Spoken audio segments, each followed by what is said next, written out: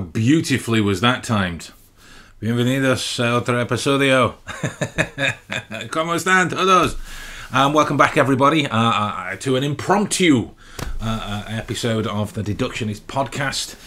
Mine and Adam's schedules have misaligned this week, and I'd already missed Tuesday's post thanks to scheduling and this type of thing. So I thought it best to at least get this done, so we can keep in touch and keep this movement going. I hope you're all keeping well. I'm in a change of location to the norm, and I can even show you this as well. Ah, look who's here! Ah, hey! Say hello to the internet, buddy. He's suffering today. It's very cold. As well it is for probably most of you, unless some of you out there live on the equator. Oh, that's going the wrong way. We'll come back this way. There we go. So yeah, that's the reason why I'm wearing my coat indoors, my gloves indoors. It's -8 degrees, and so I mean, that's not the coldest place on the planet. I was speaking to my friend who's from Norway the other day, and she sent me a screenshot of her brother's car dashboard, and it said -27, -27. So yeah, that's pretty cold. That's pretty cold. So yeah, there's lots of things going on.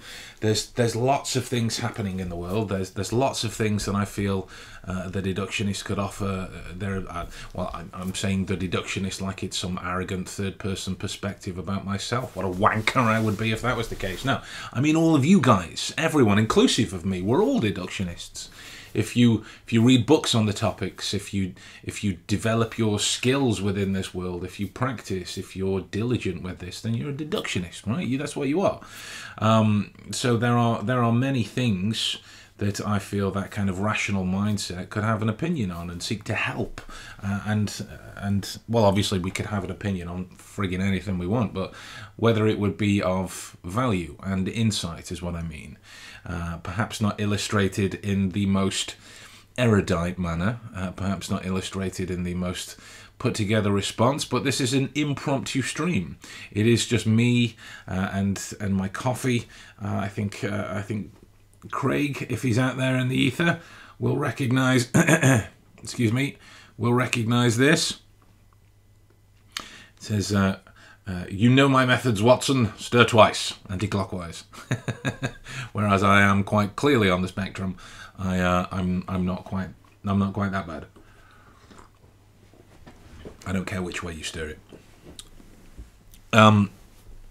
So that got me thinking about what it is that the particulars of the skill sets and the particulars of the skills in general, what they are. I did a 90-second podcast for videos for coaches. It's Liam's podcast. We all know Liam. I did a 90-second version of what skills do you think you would need to be a deductionist, or at least to be a competent one. And if you've listened to the podcast for any stretch of time, you will know that I like to talk. I like it when people let me talk. I don't care if people let me talk at times. I will just talk about this life and what it means, and well, what I feel that it means, because I'm by no means the kind of arbiter of insight and wisdom on the topic. There are thousands. There are thousands in this field. Only a handful that do it strictly, but that's for another day. So I thought it would be of value. I thought it would be of interest and insight to talk to you about some of the skills and really open them up, and like to see if we can decide, or at least come to an agreed upon opinion of what the single most important skill to have as a deductionist would be. It still cracks me up that term has followed me around for ages. It's one of those things that that I know where I saw it from. It's by no means something that I came up with, but it's something that many have quite lovingly, I feel it's lovingly, attributed to me. So I kind of turned it into an opening line in my show, which was, hello, I am Ben Cardle, aka The Deductionist, and what that means is I can make up cool words for my job. Because that's all it really means.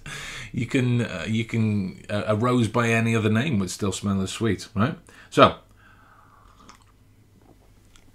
when I was on the 90-second podcast, I was talking to I was talking to no one. I was in an ice bath, which shows the change in temperature. It was I think it was 2 or 3 degrees when I was taking an ice bath. Anyway, I'm about to digress. And I was talking about some of the skills needed: good memory, reasoning skills, knowledge of many psychologies, knowledge of the sciences, and these kinds of building blocks. But the main thing that stood out to me about that, which I felt that I couldn't communicate in only 90 seconds, would be your mindset. Would be your mindset, because after all, that is going to be the thing that facilitates your ability to use all of these other bits of information, use all of your memory skills, use all of your knowledge of psychologies and the sciences and yada yada yada, and all the other list goes on. If you do not take care of what it is that this can do, then you will struggle to be able to utilize it successfully. Right? Take, for example, the kind of obvious drinking episode. I was trying to think of a polite word then. The obvious drinking episode from BBC Sherlock's. I think it would be a stag night. It wasn't technically a stag night. They were only out for a couple of hours. Sherlock and John getting pissed. And Sherlock was walking around looking at the big chair city thing, bright stuff over there, and they were putting the codes on the screen. That is a very obvious example of the mind not being able to facilitate what's there because alcohol is stopping it. Now, I'm not saying that you have to immediately become teetotal. I'm not. I enjoy a social drink, of course, but this is merely to highlight the strength that your mindset needs to have in order to use all of these other things that are built on top of it. If you've ever looked at anything that's called cognitive load theory, if I was being really semantic about it and trying to put it in the biggest nutshell that I possibly can, the hard and fast rule of it is, the more you have to think about, the more you're going to struggle, the more you're going to stifle your own words, the more you're going to inhibit your processes and on how they are able to get from information A to answer B, right? So in order to streamline that, because we have to deal with a big cognitive load, got to be careful. I'm teetering on a smutty joke about about loads. You have to be careful that your mindset isn't buried under the weight of what it is that we have to do. If you think about something as workaday as people reading, right? You can think about. I'm not getting into the whole body language debacle debate in terms of what works, what doesn't, why. If you want to look at somebody who's providing just a remarkable critique on the topic, and indeed what everyone's doing with body language on social media, the gentleman's name, I'm going to butcher the surname.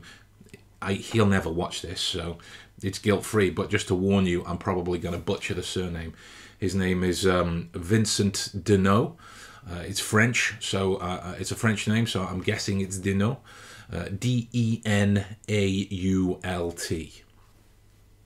That he and a few others run the Deception Research Society, of which I am a member, and they get together professors and research teams to talk about the legitimacy of the practices. Anyway, I'm getting off topic. That's why I'm not getting into that whole body language debate. But if you just look at something like body language in terms of what it compromises, you're looking at movement of the fingers, the hands, the arms, the elbows, any leg movement, breathing patterns, blink rates, energy levels, open positions, closed positions, confrontational, territorial, gestural timing, gestural emblems, asymmetry, gestural hemispheric tendencies, all of these types of things you can see, and I didn't count, I stopped counting after 10, so I don't know what, maybe 15 things. All of those things you would get a lot of information from within a few seconds.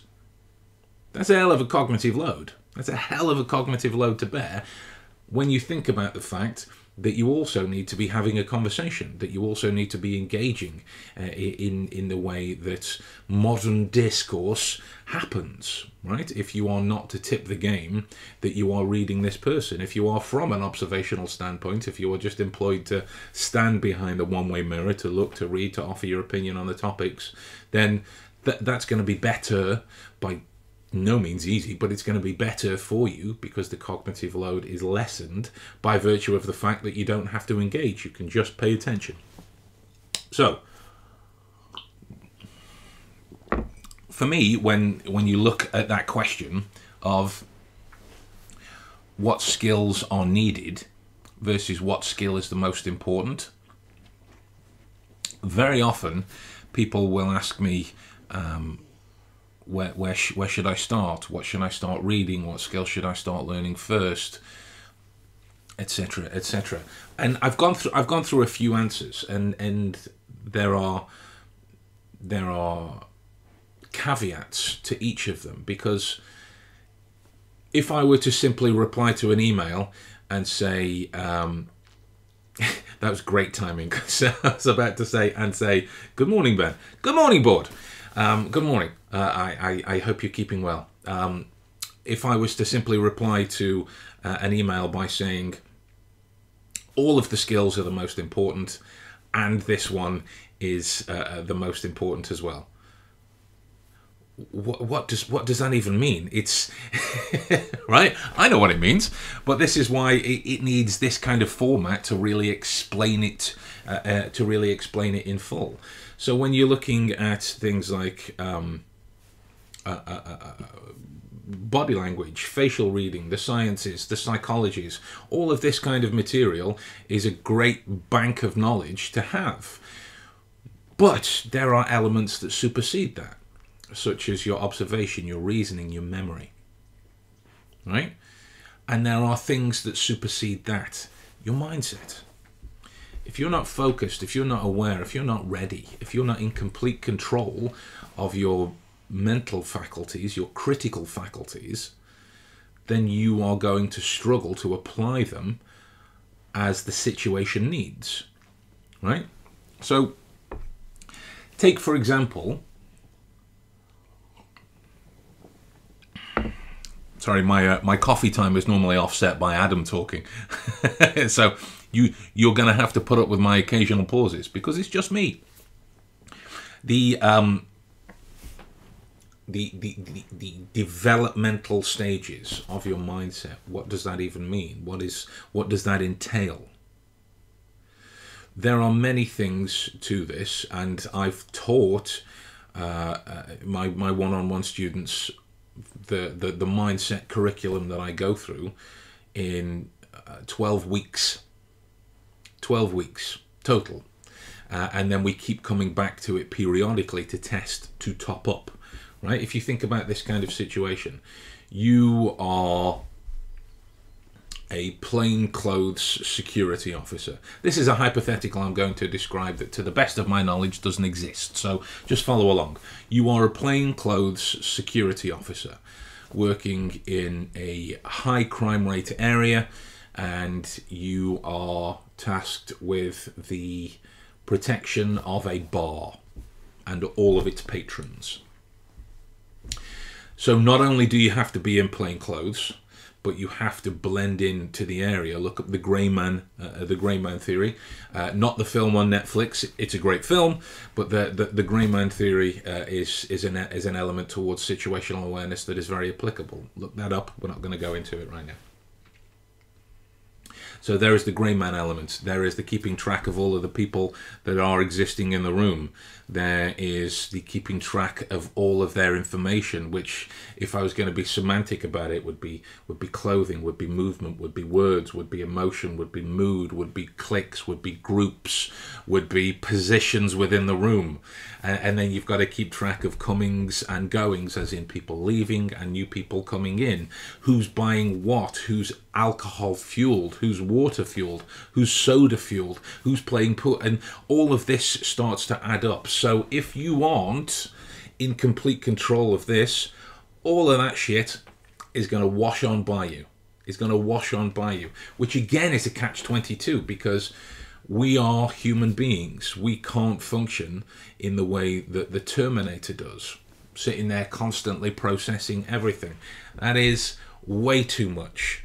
And that is the antithesis of what we need to do to be able to be successful anyway, because the Terminator, though they can take in and process everything, it is one at a time. That is a huge degree of focus. We as humans need awareness to be expanded upon, which comes back to our mindset of merely acknowledging all of the information that you see.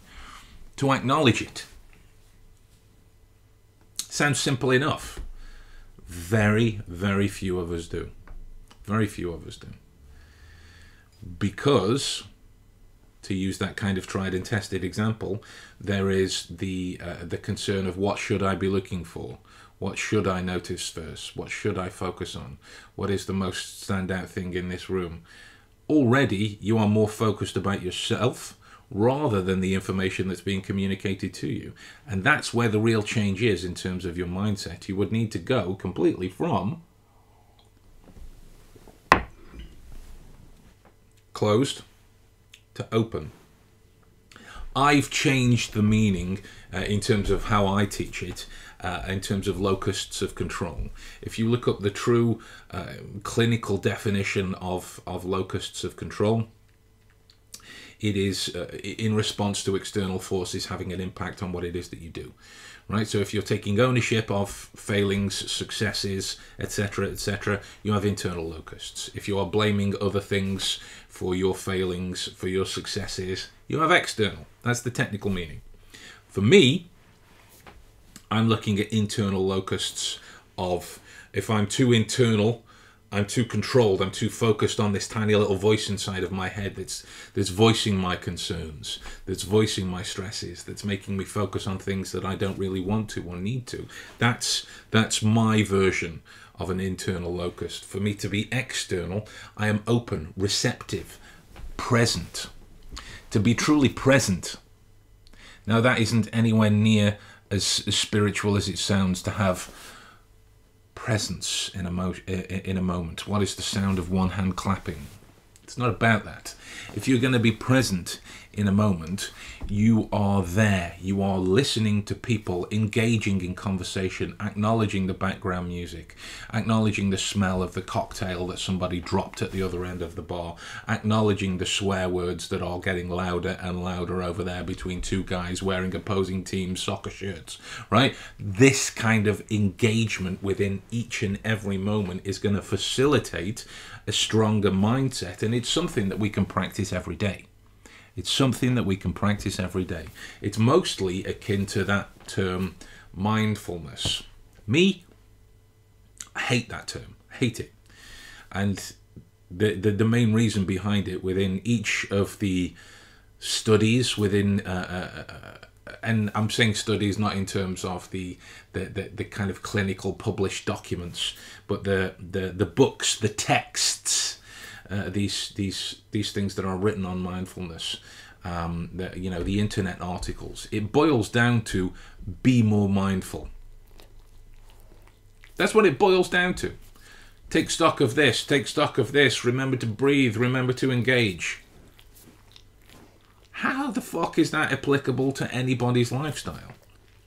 So, we've had something come in. I think a board says, I think cell phones made it worse. People lose almost completely their awareness with it. I couldn't agree more. I couldn't agree more. Now, I'm all for an aimless scroll, but when I'm in the bath, or when I have 5 minutes after my language class is finished and my wife's watching something on the TV, because I take my language classes on my phone. This type of, I'm all for an aimless scroll. We can't be working all the time. All work and no play makes deductionists dull boys and girls, right? However, the phones are a great example. How many people lose awareness of their surroundings while they're texting and almost walk into traffic? It happens. It happens, it happens, it happens. So when we look at engagement, presence in each moment, we can simply acknowledge the things that we're seeing. We can simply acknowledge it, to stay there, to remain in the sphere, in the orbit of all of this information that's being communicated to us, right? As we're having a conversation right now, a weird conversation because I can't hear or see you guys, but as we're having a conversation right now, I can hear the movements that my wife's making upstairs, because she's letting me do this. She's staying upstairs out of the way. When she comes down, the dogs go nuts, and they know that I've been downstairs for a while, so they've got used to my company. Blah blah blah. It's information you didn't need to know, but I'm taking stock of all of that. I'm taking stock of the cars that drive past. I'm taking stock of the birds that keep coming to all the feed that we lay out for them on the table. I'm taking stock of the fact that my toes are currently freezing because well, they're not literally freezing, that's a needless exaggeration. They're very cold. And I'm taking stock of information of how I've engaged with the rest of the house throughout the course of previous days to try and find where my slippers are, because I've hit that kind of peak old man status where I need my slippers when I'm in the house in order to keep my feet warm. Now, if I was so internally focused on this stream of consciousness and the information that I have to give to you about skills and about how I believe that they should be trained, then I wouldn't be able to keep track of all of this other information. I would have to focus on the next point and the next point and the next point and the next point, yada yada yada.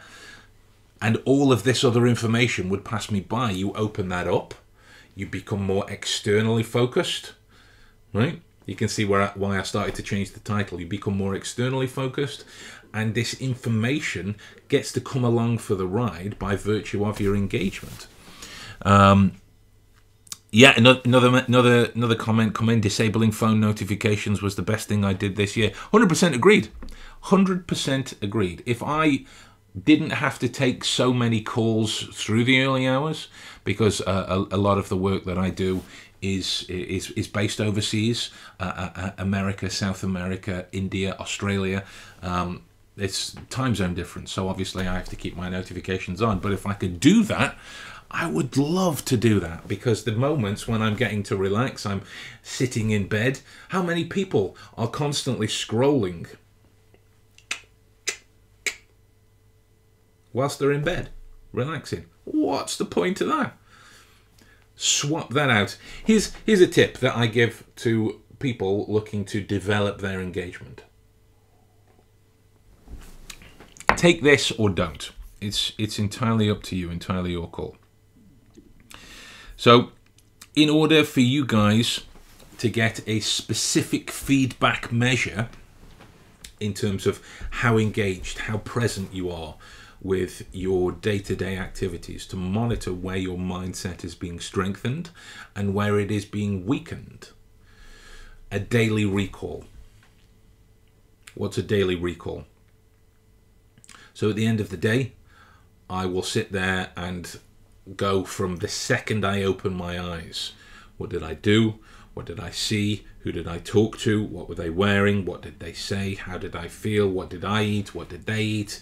What did they smell like? What was their hair like? Were they in a mood? Did they talk about work? Did they have any dates coming up? Did they have any interviews coming up? Did they mention a Christmas present offhand that they may have liked? And I'm building into this detail. And now what you get out of that is multifaceted. You get to build into yourself a natural, almost reflexive, and when I say reflexive, I mean like a reflex, like it just happens. Almost reflexive engagement with information, right? So what I would do is at the start, I don't make notes on this anymore. I don't need to, because I can keep it all here. But at the start, I would make notes on what it is, and then I would look. Okay, I got this from this kind of conversation. I got this from this journey. I got this from this moment. I got this from this when I was walking the dogs, and I would make notes of how much detail I was able to get from one setting, how much I was able to get for another, and look for where the positive and the negative ends of that spectrum were. Because if it is that I'm getting very little information from, say, when I walk the dogs, right? You could argue that it's trees, it's the occasional other dog walker, and the weather and/or music/podcast that you're listening to. Which isn't even kind of true when you look at the kind of information that can be communicated. I mean, especially if you've looked at the work of Tristan Gooley. It's a bit specialist in that area, but there is information to be found there that we can use on a non-verbal deductionist kind of level.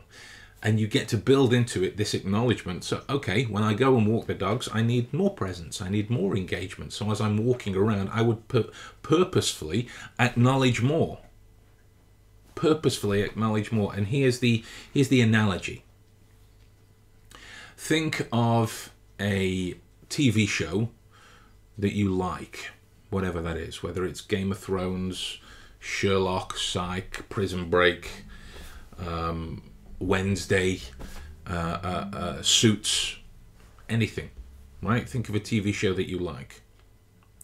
Then think of a TV show that you've had to watch some of, but you didn't like. For me, that would be any soap opera. I've watched one episode of Love Island to know that I hated it and have an informed decision on the matter. Where are my information levels there?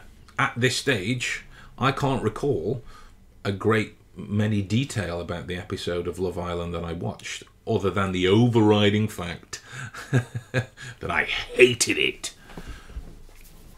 I got more information and continually store lots of information. Like right now, I could probably do you the entire 10 seasons of Friends script in order. Right, I could probably do that with Psych, The Mentalist lied to me, and everything else as well. But Friends is the more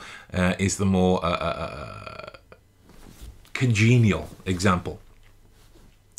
And this is what I'm talking about, engagement. You engage with that which you like, with that which you enjoy, with that which connects to you emotionally. When you are walking the dogs, to use that, you might disengage because you're cold and uncomfortable if it's cold weather. Or there are those out there that actually think the dog walking is a chore. No disrespect, no judgment, but that is an emotional reaction to that, which means your engagement of information from that particular situation is never, ever going to be as strong. You see the change? So you get your emotions intact, which are a part of your mindset. And this type of information you get is huge. It gets to come along for free. So, in terms of what skills you need to be able to do this, the 90-second podcast that I did on videos for coaches, I mean, I encourage you to go and check it out. I'll leave a link in the description when this goes live. on Friday, because as I'm recording this now, it's currently Thursday. So I'll leave a link in the description for it. All of that information there, you can actively source yourself. Textbooks, courses, teachers, lessons, all of this stuff, it exists. It's out there in the ether. Yeah, I could talk about it till the cows come home, but I am by no means as experienced as the teachers, the masters in the topic. When there is something that I want to know more about, I go and speak to the masters. I go and speak to the people that know. Those are the people that are going to help me grow. You can get all that from there. Your mindset is something that comes from here and here, working together. Working together. A lot of people think that the emotional qualities, being antagonistic to clear reasoning, you have to shut off your emotions completely. No, you don't. Not at all. Not at all. What you do is you have to control it. You have to understand its information and build up your capability to acknowledge, okay, this little voice inside of my head is saying X, Y, and Z. I don't have to act on it, but there's information I can work with. It helps with compassionate understanding of problem solving within people that you don't necessarily like or agree with on a moral standpoint. I recently had to spend 23 hours looking through information that, God, it made me feel sick. But that information is not relevant, as in my feelings, is not relevant to the information that I'm seeing. It can have the potential to skewer the reads that I make on that. So in order to make sure that I'm presenting my findings as straight and as fair and as in line with how that information is being shown to me, I can acknowledge my emotional side. I don't have to listen to it. I don't have to pay attention to it. I can crack on and examine all of the other options and all of the other variables there. Board says that's why some people are better at deducing girls. Yeah, maybe, maybe. Yeah, you could make the argument that that's where the whole pickup artistry comes from. I use artistry because that's their term. It's I don't vibe with that kind of stuff at all. It's a gross entity. Any other exercises you recommend doing, like the daily recall? There are thousands I could give to you right now that I've come up with over the years, but that one alone needs to be developed over time, right? Just because it's the one exercise, whether you are doing this or whether you're not, I don't know, but just to cover all of my bases, just because it's the one exercise, please don't misconstrue it as it being just one thing. Like, I could be doing more because it's just one thing. That one thing takes stock of the previous 18 hours or so of information that you've been awake for, however long it is that you're awake in those moments, right? So the daily recall is just a great, simple direction to get you started on engagement, right? Because it's easy. You can just go about your day, and then at the end of it, right? This is why always, even now, as my son's 17, and my daughter's in high school as well. She's 12. Even now, I will still ask them about their day. What did they do first? What did they do second? What did they do after that? What did they have for lunch? No, not my daughter, because she takes packed lunches, so I prepare them. That'd be a stupid question. And I'm getting them to go through this school day recall themselves, so they can build into it engagement, so they can build into it informational recall. A little bit more of a challenge with my daughter than it is my son, because my daughter and I we're into different things. My son grew up, whether it was parental influence or not, I don't know. I never pushed him to it, but he grew up interested in the sciences. He grew up interested in music. My daughter now is moving more in towards writing and authorial viewpoints, and whereas there are much more learned people in that field than me, I have written and published both fiction and non-fiction. So she comes to me and we vibe and we talk and we enjoy all of that debacle, and their grades are reflective of that engagement,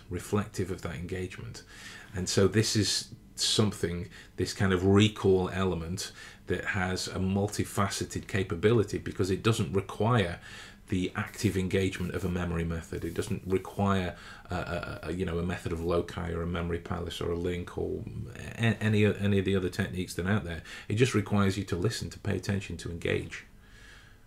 When you add memory techniques on the top of that, your retention through the roof. For me, I wanted to build my this is 13-year-old me. Now, this is 13-year-old me saying this. I wanted to build my retentive capabilities from me watching Jackie Chan films into my everyday life. Because I would watch a Jackie Chan film once or twice, and yeah, I'd know the script and whatnot, but I'd also know the moves, I'd know the fights, I'd know the specific positions, the sounds that bad guys would make when they got punched in the face. I'd get involved in it that way, and I would only pay attention to it once or twice. What is that kind of transferable element? And I built these methods out of that. And so my natural engagement now, my natural retentive capacity is massive. Is massive for the work that I do. It's still a challenge when I'm doing a specific memory competition drills, cards, numbers, words, all of this kind of thing, because it's a very different style of memorizing. Ask any mentathlete, they'll tell you the same. It's not like we can go through our day-to-day lives engaging with people in conversations whilst wearing sound-cancelling headphones and blinkers. Doesn't work that way. So when you look at the skills that you should develop, when people ask me what to read, what courses to take them all. Take them all within the fields, any of them. Right? I've taken so many terrible courses over my days, so many. But if you think of that kind of communicative information as wasted time, that's to me, I would call that the wrong idea, the wrong analogy. When you're looking at courses that you have taken, how do you know they were shit? How do you know they didn't provide any value? How do you know that? You need to research, you need to apply, you need to test, you need to corroborate. Therefore, you're engaging with the material. To know something's good, valuable, applicable, you got to use it. To know something's bad, worthless, terrible, you have to use it. Right? How do you know you don't like certain foods? You have to try them. So when it comes to books, courses, take them all within the respective fields. Don't worry about if you should or shouldn't. Read it. Don't worry about if you should or shouldn't. Watch it. Listen. Right? Get involved. Get this engagement tactic. So what you build then is this control over, it's like a cerebral freeze, fight and flight, right, of whether you should engage or not, because you are building into you this just engage, just do, this response of just I'm listening and I'll decide afterwards if it's worthless. Because if I'm deciding during, that's a bias, that's emotional engagement. I've not listened to the complete point yet. You see how this starts to pan out? And this is why daily recalls are massive. And the mindset is the most important thing. The most important thing. But based on that, I would still love to hear what you guys think is the most important thing. And if you differentiate from my opinions on what I've spoken to you about here, then I'd love to know.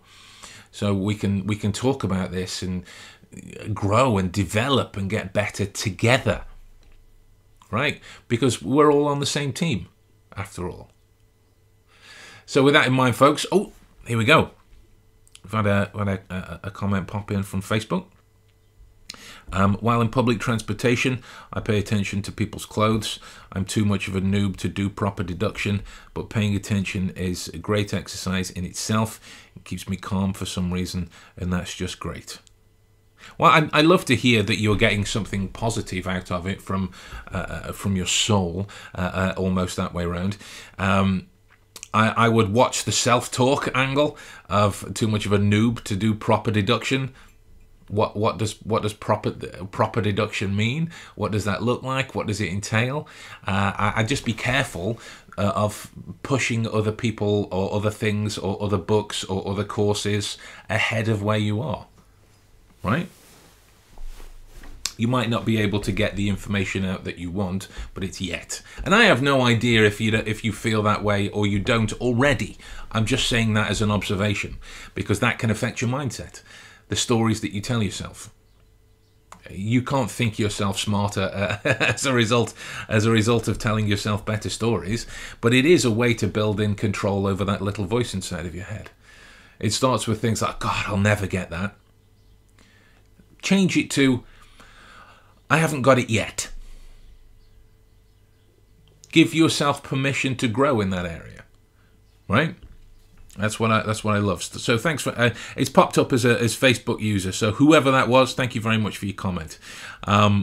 With that in mind, guys, I am going to love you and leave you, and I will. I'll talk to you all real soon. Take care. Bye bye.